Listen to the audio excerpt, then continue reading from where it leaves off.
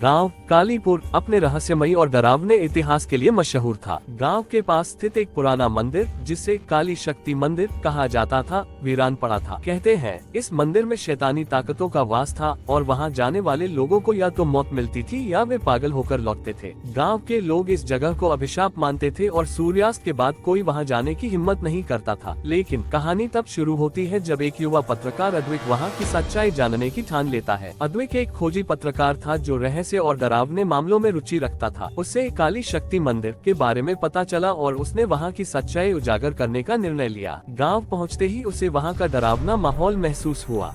गांव के बुजुर्गों ने उसे चेतावनी दी, उस मंदिर के पास मत जाना, वहां मौत का साया है।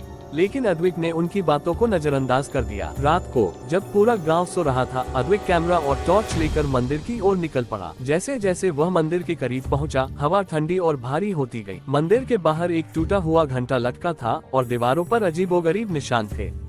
मंदिर के अंदर कदम रखते ही अद्विक को अजीब सी आवाजें सुनाई देने लगी। ऐसा लग रहा था जैसे कोई उसके पास खड़ा हो और फुसफुसा रहा हो। उसने कैमरा ऑन किया और तस्वीरें लेना शुरू किया। तभी उसे एक परछाई दिखाई दी। वह परछाई धीरे धीरे एक इंसानी आकृति में बदलने लगी। वह आकृति कोई और नहीं बल्कि शैतान था। उसकी लाल जलती हुई आंखें और डरावना चेहरा देखकर अद्विक के रोंगटे खड़े हो गए। शैतान ने गहरी आवाज में कहा, कौन हो तुम जो मेरी शांति भंग करने आया है? अद्विक ने साहस जुटाकर पूछा, तुम कौन हो और इस मंदिर में क्या रहस्य छुपा है? शैतान ने हंसते हुए कहा, यह मेरा साम्राज्य है। यहाँ जो भी आता है उसकी आत्मा मेरी हो जाती है। अद्विक ने महसूस किया कि शैतान के डर से लोग मंदिर से दूर रहते हैं, लेकिन उसे समझ आया कि यह सब सिर्फ डर का खेल है। उसने मंदिर में चारों ओर देखा और उसे एक प्राचीन ग्रंथ मिला। ग्रंथ में लिखा था कि इस शैतान को हराने का सिर्फ एक तरीका है, शुद्ध आत्मा का बलिदान। ग्रंथ पढ़ते ही शैतान और भी क्रोधित हो गया। उसने अद्विक पर हमला करने की कोशिश की, लेकिन अद्विक ने ग्रंथ से मंत्र पढ़ना शुरू कर दिया।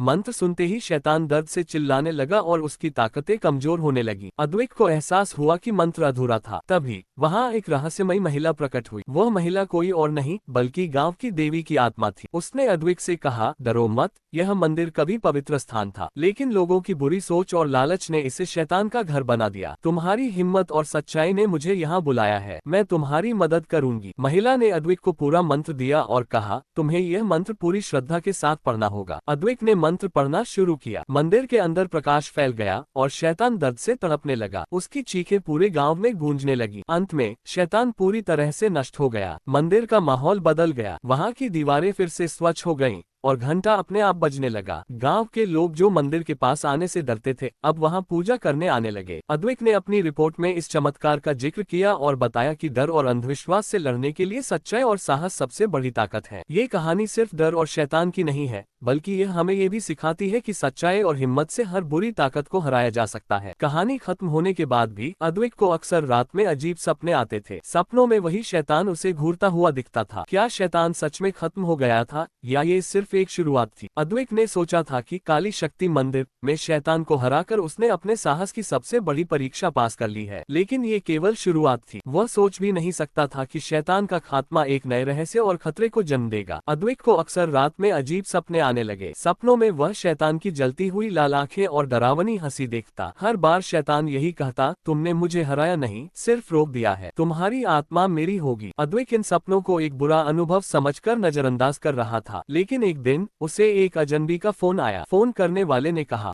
तुम्हारा वीडियो देखा है, लेकिन तुमने जो देखा वह सिर्फ सच का एक छोटा हिस्सा है। शैतान अभी भी जिंदा है और उसने अपनी ताकतें फिर से जुटानी शुरू कर दी हैं। अगर तुम उसे नहीं रोकोगे तो ये सिर्फ तुम्हारी नहीं बल्कि पूरे गांव की बर्बादी होगी। अद्विक चौंक गया। उस अजनबी ने उसे एक पुरानी किताब का जिक्र किया जिसे कालविनाश कहा जाता था। ये किताब शैतान की शक्तियों और उसके खात्मे का पूरा रहस्य बताती थी, लेकिन ये किताब एक और डरावनी जगह पर छुपी हुई थी, भूल भुलैया गुफा। अद्विक ने हिम्मत जुटाई और गुफा की ओर निकल पड़ा। गुफा के बारे में कहा जाता था कि वहां से कोई वापस नहीं आता। गुफा के अंदर एक जादुई भूल भुलैया थी जो हर किसी को फंसा देती थी। गुफा के पास पहुंचते ही अद्विक को अजीब सी फुसफुसाहट सुनाई देने लगी। जैसे जैसे वह अंदर गया, रास्ते खुद बदलने लगे। दीवारों पर खून से बने अजीब निशान और डरावने चेहरे उभरने लगे। अचानक अद्विक को एक बूढ़ा साधु मिला। साधु ने उसे चेतावनी दी, ये गुफा तुम्हारी परीक्षा लेगी। अगर तुम में सच्चाई और साहस है तो ही तुम काल विनाश तक पहुंच सकोगे, वरना ये गुफा तुम्हें कभी बाहर नहीं जाने देगी। गुफा के अंदर एक बड़े कक्ष में अद्वैत को किताब दिखाई दी, लेकिन जैसे ही उसने किताब की ओर कदम बढ़ाया, गुफा में चारों ओर शैतानी परछायां प्रकट हो गई। वे परछायां अद्वैत पर हमला करने लगी। अद्वैत ने खुद को बचाने के लिए अपने कैमरे की फ्लैश लाइट का इस्तेमाल किया। फ्लैश लाइट से परछायां थोड़ी कमजोर पड़ने लगी, लेकिन तभी एक गहरी आवाज गूंजने लगी, यह किताब तुम्हारे हाथ कभी नहीं लगेगी, ये शैतान की शक्ति का स्रोत है। अद्वैत ने पूरी ताकत जुटाकर किताब उठाए और तेजी से मंत्र पढ़ने लगा। जैसे ही मंत्र पूरा हुआ, गुफा में एक तेज रोशनी फैल गई और परछायां गायब हो गईं। किताब के साथ अद्वैत गुफा से बाहर निकला, लेकिन अब उसे एहसास हुआ कि शैतान ने उसे गुफा में नहीं रोका, क्योंकि वह चाहता था कि अद्वैत किताब को बाहर ले आए। किताब के पन्नों में लिखा था कि शैतान के पूरी तरह खत्म होने के लिए एक विशेष यज्ञ करना होगा, लेकिन इस यज्ञ को करने के लिए अद्वैत को अपने जीवन की सबसे बड़ी कुर्बानी देनी होगी। गांव लौटते ही अद्वैत ने यज्ञ की तैयारी शुरू की, लेकिन शैतान ने गांव में अपना आतंक फैलाना शुरू कर दिया। गांव के लोग बीमार पड़ने लगे, फसलें सूखने लगी और अजीब घटनाएं होने लगी। यज्ञ शुरू हुआ। अद्वैत ने ग्रंथ के अनुसार विधि पूरी की। जैसे ही मंत्र का अंतिम चरण आया, शैतान खुद प्रकट हो गया। उसने अद्वैत से कहा, तुमने मुझे रोकने की कोशिश की, लेकिन तुम जानते नहीं कि इस यज्ञ का अंतिम चरण तुम्हारी आत्मा का बलिदान है। क्या तुम तैयार हो? अद्वैत को ये सच पता था, लेकिन उसने डर के बजाय साहस दिखाया। उसने अपनी आत्मा को शैतान के खिलाफ कुर्बान करने का निर्णय लिया। जैसे ही यज्ञ पूरा हुआ, शैतान एक दर्दनाक चीत्कार के साथ गायब हो गया, लेकिन तभी एक चमत्कार हुआ। देवी की आत्मा प्रकट हुई और उसने अद्वैत की आत्मा को वापस लौटा दिया। उन्होंने कहा, तुम्हारी सच्चाई और बलिदान ने बुराई को हमेशा के लिए खत्म कर दिया है। अब ये गाँव शांति से जी सकेगा। हर शैतान के अंत से एक नया शैतान जन्म लेता है। अद्वैत ने कालविनाश के आखिरी पन्ने पर लिखी यह पंक्ति पढ़ी और चौंक गया। उसने सोचा था कि शैतान का अंत हो चुका है, लेकिन ये पंक्ति उसे बेचैन कर रही थी। क्या सच में कोई नई बुराई जन्म ले चुकी है? गांव में सब कुछ सामान्य लग रहा था। लोग खुश थे कि शैतान का खात्मा हो गया, लेकिन अद्वैत के दिल में अजीब सा डर और बेचैनी थी। तभी एक रात गांव के पश्चिमी हिस्से में एक रहस्यमय आग लग गई। आग के बीच से एक अजीब परछाई निकलती दिखी और गाँव के लोगों ने उसे कालछाया नाम दिया। आग की घटना के बाद गाँव के लोगों में डर फैलने लगा। रात में लोगों को अजीब आवाजें सुनाई देती और कुछ लोगों ने दावा किया कि उन्होंने एक परछाई को अपने घरों के पास मंडराते देखा। अद्वैत को लगने लगा कि कालछाया उस नए शैतान का रूप हो सकता है जिसका जिक्र किताब में था। उसने कालविनाश को फिर से पढ़ना शुरू किया। किताब के अनुसार शैतान के खात्मे के बाद बची हुई नकारात्मक ऊर्जा से एक नई बुराई जन्म लेती है। ये बुराई पहले से ज्यादा शक्तिशाली और खतरनाक होती है। किताब में ये भी लिखा था कि कालछाया का अंत करने के लिए एक दिव्य शक्ति की जरूरत होगी, लेकिन वह शक्ति सिर्फ एक विशेष स्थान पर छुपी हुई थी, पंचतत्व किला। पंचतत्व किला गांव से करीब 50 किलोमीटर दूर एक घने जंगल के बीच स्थित था। किले तक पहुंचना आसान नहीं था। वहां तक जाने वाले रास्तों पर कई लोग गायब हो चुके थे। अद्वैत ने गांव के एक बुजुर्ग से किले का रास्ता पूछा। बुजुर्ग ने उसे चेतावनी दी, पंचतत्व किला सिर्फ उन्हीं को स्वीकार करता है जो सच्चे दिल और साफ नियत के होते हैं। अगर तुम्हारे दिल में जरा भी लालच या डर है तो किला तुम्हें निगल जाएगा। अद्वैत ने अपने कैमरे और आवश्यक सामान के साथ यात्रा शुरू की। जैसे जैसे वह जंगल के अंदर बढ़ा,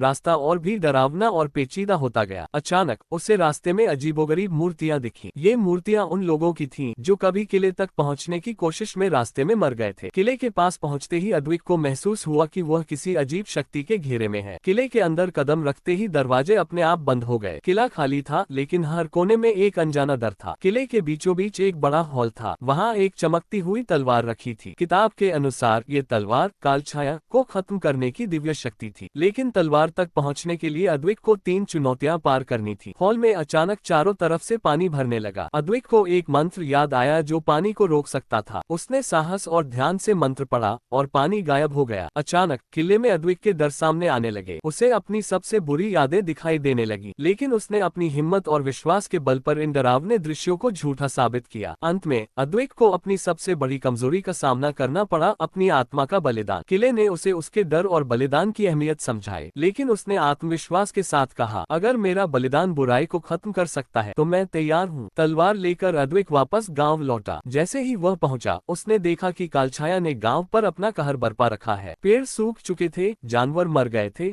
और लोग डर के मारे अपने घरों में बंद थे। अद्वैत ने कालछाया को ललकारा। कालछाया ने हंसते हुए कहा, तुम्हारी तलवार मेरी शक्ति का कुछ नहीं बिगाड़ सकती। मैं तुम्हारे अंदर के डर से ताकत पाता हूँ। अद्वैत ने महसूस किया कि तलवार तभी काम करेगी जब वह अपने मन से हर डर को निकाल देगा। उसने अपनी आंखें बंद की, अपने दिल और दिमाग को पूरी तरह शांत किया और तलवार से कालछाया पर वार किया। तलवार का वार इतना शक्तिशाली था कि कालछाया एक चीख के साथ गायब हो गई। गांव में रोशनी लौट आए, सूखे पेड़ फिर से हरे हो गए और लोग अपने घरों से बाहर निकलकर अद्विक की जयकार करने लगे। अद्विक ने महसूस किया कि सच्चाई, साहस और बलिदान ही किसी भी बुराई को हराने के सबसे बड़े हथियार हैं। अगर आप सस्पेंस, थ्रिल और डरावनी कहानियां पसंद करते हैं तो अभी मिडनाइट हॉन्ट क्रॉनिकल्स चैनल को सब्सक्राइब करें। इस चैनल पर मिलेंगी ऐसी कहानियां जो आपको हर एपिसोड के बाद अगले के लिए बेताब कर देंगी। तो देर मत कीजिए, अभी सब्सक्राइब करें और घंटी का बटन दबाना न भूलें ताकि आप कोई भी डरावना अनुभव मिस न करें।